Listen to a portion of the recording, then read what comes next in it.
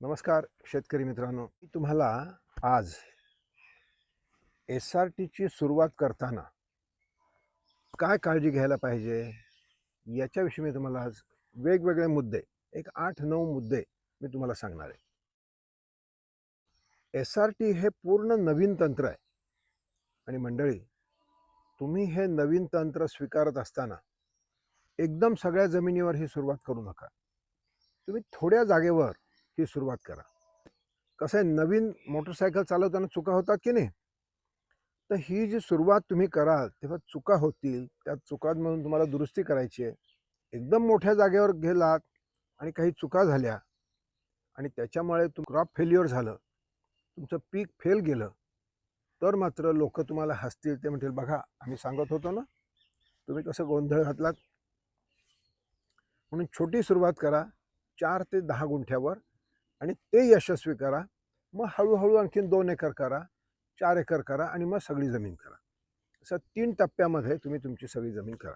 ही आपल्याला गादी वाफे जे आहेत हे एकदाच करायचे. म्हणून आपल्याला त्याची मापं किंवा सरळ रेघा किंवा त्याची व्यवस्थितपणा म्हणजे लेव्हल, वाफ्यांची लेव्हल, या सगळ्या गोष्टींच्यात लक्ष द्या. खूप काही कठीण नाही आहे, पण पहिल्यांदा तुम्ही कराल त्यावेळेला तुम्हाला ते कठीण वाटण्याची शक्यता आहे.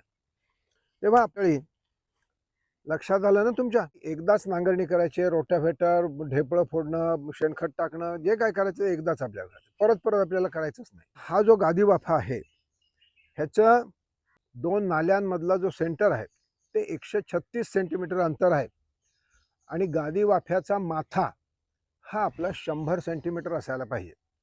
म्हणजे 2 नाल्या ह्या 36 सेंटीमीटरच्या आणि गादी वाफ्याचा माथा हा 100 सेंटीमीटरचा. ही मापमध्ये जी अचूकता आहे ही फार महत्त्वाची आहे. ही अचूकता तुम्ही त्याच्यामध्ये नीट व्यवस्थित बाळगा. SRTच्या बरोबर प्रोटोकॉलप्रमाणे तुम्हाला SRTचे बेड करायचे. आता हे SRTचे बेड करत असताना जे शेत तुम्ही पहिल्यांदा निवडणार आहात त्या शेताची व्यवस्थित बांधबंदिस्ती, काही दगड असतील उचलून बाजूला काढा. हे शेत, पहिलं शेत तुमचं अतिशय सुंदर दिसलं पाहिजे. एकदाच आपल्याला नांगरणी करायची. नांगरणी, कुळवणी, रोटाव्हेटर, शेणखत टाकणं एकदाच करायचं. परत परत हे गोष्टी करायच्या नाहीत. म्हणून अगदी मन लावून सुंदर असं शेत वाफे झाल्यावर शेत छान दिसायला पाहिजे. असं आहे की आपल्याला पावसाच्या अगोदर आपली सगळी व्यवस्थित तयारी पाहिजे. म्हणजे काय काय पाहिजे, म्हणजे ह्या शेतामध्ये मला जे बी लावायचं आहे ते बी माझ्याकडे पाहिजे. 2, या शेतामध्ये बी लावण्यासाठी, म्हणजे गादी वाफे झालेत, आता बी लावण्यासाठी आपल्याला हँडपूश सीडर तरी पाहिजे किंवा आपला जुना SRT साचा तरी पाहिजे. ह्या वस्तू पाहिजेत. त्याच्याशिवाय काय पाहिजे, तर त्या बियाबरोबर घालण्यासाठी आपल्याला जे 15-15-15 सुफला खत लागतं किंवा 10-26-26 हे पण खत चालू शकतं. या 2 खतांपैकी एक खत पाहिजे. नंतर बी टोकणणी झाल्यावर त्याच्यावर फवारण्यासाठी आपल्याला प्री इमर्जन्स सिलेक्टिव्ह विडीसाइड, म्हणजे उगवणपूर्व निवडक तणनाशक, म्हणजे त्या पिकाचं वेगवेगळं असतं ना, प्रत्येक पिकाचं वेगळं असतं. भाताचं वेगळं, भुईमुगाचं वेगळं, ज्वारी बाजरीचं वेगळं, सोयाबीनचं वेगळं, कापसाचं वेगळं. ही उगवणपूर्व निवडक तणनाशक तुमच्याकडे रेडी पाहिजे. या सगळ्या गोष्टी अगोदरच आणलेल्या पाहिजेत. आणखीन काय लागेल, तर उगवण पश्चात, म्हणजे आता उगवण पश्चात म्हणजे काय, 20-25 दिवसामध्येच लागतात. म्हणजे उगवण झाली, पाऊस पडला की उगवण सुरुवात झाली की 20 दिवसामध्ये आपल्याला त्याला खत द्यायचं आहे. तर ते खत देण्या अगोदर जर तण आलेलं असेल बारीक, तर ते उगवण पश्चात निवडक तणनाशक आपल्या पिकासाठी लागणारं ते पण पाहिजे. तेव्हा या सगळ्या गोष्टी पाऊस पडण्याच्या अगोदरच तुम्ही तुमच्या घरी आणून व्यवस्थित त्या ठेवायला पाहिजेत, कारण ह्या सगळ्या गोष्टी आपल्याला लागतात. जर तुम्ही भाताचे शेतकरी असाल तर मंडळी, आपले गादी वाफ्यावरचं रोप उगवायला लागलं की तुम्हाला आपल्या बांधामध्ये असतात ते माहिती की नाही, खेकडे, ते इतके हुशार असतात, ते पण म्हणतात अरे वा वा वा SRT सुरू झाली. म्हणजे काय, लाईनशीरच जायचंय, लाईनशीर तर भात खात जायचं. म्हणून त्या खेकड्यांचा बंदोबस्त करण्यासाठी जी तुम्हाला कीटकनाशकं लागतात, उदाहरणार्थ थायमॅथॅक्झॉन, ही वेगवेगळ्या प्रकारची कीटकनाशक तुम्ही विचारू शकता तुमच्या दुकानदाराला. परंतु अशी जी वेगवेगळी कीटकनाशकं आहेत की जी तुम्हाला कणी घ्यायची, कणी शिजवायची, भाताची कणी, त्याच्यामध्ये ते कीटकनाशक टाकून हातामध्ये ग्लोव्ह घालून त्याचे बारीक बारीक गोळे करून तुम्हाला भाताच्या ते खेकड्यांच्या बेळामध्ये घालायचे. तर ही अशी औषधं सुद्धा आणून ठेवायची. उंदीर जे असतात ते पण खूप नुकसान करू शकतात. कारण पारंपरिक पद्धतीने आपण जिथे 20-22 किलो एकरी भाताचं बी वापरतो नर्सरी करायला, ते SRTच्या शेतामध्ये फक्त 7 ते 10 किलोच आपल्याला वापरायचं आहे. त्यामुळे असं जर नुकसान झालं, म्हणजे हेच जर खाऊन टाकलं खेकडे किंवा उंदरांनी, तर बाकी आपलं फार मोठं नुकसान होऊ शकतं. म्हणून त्यांचा बंदोबस्त होणं हे फार गरजेचं आहे. आणखीन असं आहे की तुम्हाला जर माहिती असेल की तुमच्या शेतामध्ये, तुमच्या परिसरामध्ये हुमणीचा त्रास होतो, म्हणजे जमिनीमध्ये असते ती कीड, आणि ती कीड जमिनीतल्या जमिनीमध्ये भाताच्या रोपांची मुळं खाऊन टाकते. हुमणीचा जर त्रास असेल तर तुम्हाला मेटारायझम बुरशीची पाकिटं तुम्हाला आणून ठेवायला पाहिजेत. आणि ती बुरशी तुम्हाला अगदी बारीक रेती किंवा युरिया खत किंवा असं कशामध्ये तरी मिक्स करून तुमच्या शेतामध्ये विखरून टाकायला पाहिजे. ती बुरशी वाढून त्या ज्या हुमणी अळीच्या अळ्या आहेत त्या अळ्यांना ती मारून टाकते. आता माहिती आहे ना तुम्हाला की ते उडणारे पारवे, त्यांची संख्या खूप जास्त वाढली. म्हणजे पूर्वी एवढी नव्हती, आता खूप वाढले. हे पारवे येऊन आपल्या शेतामध्ये जेव्हा उगवण होत असते तेव्हा मोड आलेलं धान्य त्यांना बरोबर कळतं की कुठे नेमकं आहे. ते बरोबर ते वाकरून ते बी सगळं 100% खाऊ शकतात. फार मोठं नुकसान ते पण करतात. तर यांना मारण्याचं तंत्र नाही मी सांगत आहे, परंतु ही उगवण प्रक्रिया जी साधारणतः एक 3, 4, 5 एक आठवड्यापेक्षा कमी ह्या कालावधीमध्ये आपण सकाळी सकाळी शेतामध्ये बेचकी घेऊन किंवा काहीतरी घेऊन, गोफण घेऊन त्यांना हाकलायचं, हे काम आपण करणं आवश्यक आहे. शिट्टी वाजवून किंवा काहीतरी पद्धतीने त्या पारव्यांना हाकलायला पाहिजे. आणि असं पारव्यांना हाकलण्याचं काम फार वेळ करावं लागत नाही, फक्त 4 ते 5-6 दिवस करावं लागतं. म्हणजे एकदा भात उगवून किंवा आपलं भात उगवून आलं की मग काय फार वेळ ते त्रास सहन करावा लागत नाही. आपली ही टोकणणी जी आहे ना, ही आम्ही म्हणल्याप्रमाणे अगोदरपासून जेव्हा आम्ही संशोधन केलं तेव्हा मृग किंवा आर्द्रा नक्षत्राच्या आत लागवड व्हायला पाहिजे. म्हणजेच काय की पहिले 1 किंवा 2 पाऊस पडले रे पडले की लगेच तुम्ही वापसा बघून त्याच्यामध्ये लागवड करणं आवश्यक आहे. कारण ही लागवड जर का उशीर केला तर मग ते चांगली होत नाही, बी कुजू शकतं किंवा पक्षी येऊन खाणं किंवा हे जे सगळ्या अडचणी आहेत, ह्या सगळ्या अडचणी खूप वाढतात. म्हणून वेळेवर टोकणणी होणं ही फार महत्त्वाचं आहे. म्हणजे पहिल्या 1-2 पावसामध्ये आपली टोकणणी हँडपूस सीडर असेल तर फार फटाफट होतं. उगवणपूर्व तणनाशक फार महत्त्वाचा मुद्दा आहे. म्हणजे आपली गादी वाफे झाले आहेत, टोकणणी झाली आहे, पाऊस पडलेला आहे, जमीन ओली आहे. आता आपल्याला उगवणपूर्व तणनाशक मारायचं, फवारायचं आहे. वेगवेगळ्या पिकांची वेगवेगळी आहेत बरं का. पण आता आम्ही कोकणामध्ये आहोत, मी कोकणातल्या परिस्थितीनुसार सांगतो. भातासाठी आम्ही गोल म्हणजे ऑक्सिफ्लोरोफेन किंवा पेंडेमेथिलिन ही 2 उगवणपूर्व तणनाशकं वापरतो. उगवणपूर्व तणनाशकं ही लक्षात घ्या की एका एकराला 8 ते 10 पंप झाले पाहिजेत. म्हणजे एवढे पंप झालेच पाहिजेत किंवा याच्यापेक्षा जास्त पंप होता कामाचे नाही. दोन्ही अचूकता महत्त्वाची आहे. कसं फवारायचं मी तुम्हाला फवारून दाखवतो. तर फवारणी करताना हा स्पीड लक्षात घ्या. या पद्धतीने स्पीड झाला पाहिजे आणि ह्या पद्धतीने स्पीड करत असताना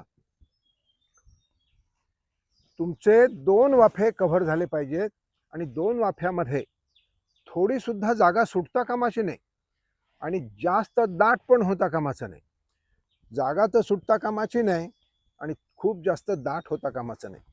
आणि हा स्पीड बघा, असं मागल्या पावली गेलं पाहिजे. कारण काय, की आपण समजा इथे फवारलं आणि त्याच्यावर पाय दिला, तर जिथे आपण पाय देऊ तिथे पुन्हा सगळं तण उगवू शकतं. उगवण पूर्व निवडक तणनाशकाचा परिणाम हा 20 दिवस अगदी उत्तम असतो. 20 दिवसानंतर काही तण पुन्हा येऊ शकतात. तर हे जेव्हा वेगवेगळे तण पुन्हा येतात, तेव्हा उगवण पश्चात तणनाशक फवारण्याची अतिशय गरज आहे. केव्हा, म्हणजे ते फवारून लगेच आपल्याला खत द्यायचं आहे. आपल्याला खताचा एकच हप्ता आपण आपल्या पिकाला देत असतो. म्हणजे ही जी सगळी 3-4 महिन्याची पिकं जी आहेत त्यांना आपण एकदाच खत देत असतो. म्हणून त्यावेळेला उगवण पश्चात तण असता कामाचे नाहीत. म्हणजे काय, की 20-22 दिवसानंतर जे खत आपल्याला खत द्यायचं आहे 25 दिवसाच्या आत, ते एवढं झालं आणि मग तुम्ही उगवण पश्चात तणनाशक फवारताय, तर तणांचं नियोजन होणार नाही. ती बारीक बारीक छोटी असताना अर्धा इंच 1 इंच एवढ्याच्या आत उगवण पश्चात तणनाशक ही फवारणी योग्य व्हायला पाहिजे. उगवण पश्चात तणांचं नियोजन झाल्यानंतरच हे खत आपण द्यायला पाहिजे बरं का. म्हणजे शेतामध्ये बारीक बारीक तण आहेत आणि मग आपण खत देतोय, तर मग ह्याच्यामध्ये गोंधळ होऊ शकतो. तणच जास्त जोरात फोफावेल आणि आपलं पीक मागे पडेल. तण आपले एकदम शत्रू नाही आहेत, पण त्यांचं नियोजन, त्यांचा बंदोबस्त हा व्यवस्थित वेळच्या वेळी व्हायला पाहिजे. अचूकता ही फार महत्त्वाची आहे. तणनाशक फवारण्यासाठी आपण जो पंप वापरतो, तो अगोदर स्वच्छ पाण्याने व्यवस्थित धुतलेला पाहिजे. दुसरं म्हणजे तणनाशक ज्या पाण्यामध्ये आपण मिक्स करतो, ते पाणी अतिशय स्वच्छ पाहिजे. गढूळ असता कामाचं नाही बरं का. जर गढूळ पाणी वापरलं तर तणनाशकाचा बिलकुल फायदा होणार नाही. गढूळपणा चालत नाही. स्वच्छ छान पाणी पाहिजे. आणि खरं तर खूप लोक शेतकरी, आपल्याला किती फार जास्त लागत नाही, 10-20 लिटर 50 लिटर पाणी लागतं. हे पाणी ऑरोचंच वापरतात. म्हणजे चांगलं फिल्टरचं पाणी वापरूनच तणनाशकाचा परिणाम अतिशय उत्तम येऊ शकतो. आता हा पंप कसा भरायचा, म्हणजे अगोदर अर्ध पाण्याने पंप भरायचा, त्याच्यामध्ये औषधं टाकायची. कोणचंही तणनाशक फवारताना स्टिकर नक्की वापरा. दुसरं महत्त्वाचं असं आहे की आपलं पाणी आपण जे त्याच्यामध्ये वापरणार आहोत, त्या पाण्याचा pH कसा आहे ते आपल्याला माहिती नसेल तर काही हरकत नाही. पण एक अर्धा चमचा सायट्रिक ॲसिड किंवा अर्ध लिंबू त्याच्यामध्ये पिळलं तर त्याचा फायदाच होईल. फवारणीचा जो पंप आहे, तो पंप एकदम उत्तम परिस्थितीमध्ये असायला पाहिजे. तो कुठे लीक असता कामाचा नाही. परंतु सगळ्यात महत्त्वाचं, पंपाच्या टोकाला, नळीच्या टोकाला जे नोझल आहे, ज्याच्यामधून ते औषध बाहेर येतं, ते नोझल उत्तम परिस्थितीत पाहिजे. म्हणजे त्याच्यामधून बाहेर पडणारा जो फवारा आहे, तो अगदी सूक्ष्मातिसूक्ष्म असावा. जितका सूक्ष्म फवारा तेवढा त्याचा परिणाम जास्त चांगला. ते जसं पावसासारखं पडायला लागलं बदा बदा बदा, तर एकतर तणनाशक खूप वाया जाईल आणि परिणाम त्याचा होणार नाही. नोझल अतिशय उत्तम पाहिजे आणि पंप कुठेही लिकेज असता कामाचा नाही. खत व्यवस्थापन, आपण आपली जी ही पिकं आहेत, फील्ड क्रॉप्स, म्हणजे खरीपातली, रब्बीतली, उन्हाळी अशी जी पिकं, 3 महिने 4 महिने 4.5-5 महिन्याच्या आतली जी पिकं आहेत, त्याला आपण खत फक्त एकदा देतो. अगदी गरज पडल्यास काही खतं आपण शेवटी फवारून देऊ शकतो, नाही असं नाही, पण मुख्य खत हे आपण एकदाच देतो. तर हे खत देताना ते खत फेकू नका, उघडं ठेवू नका. ते खत जमिनीच्या पोटात गेलं पाहिजे.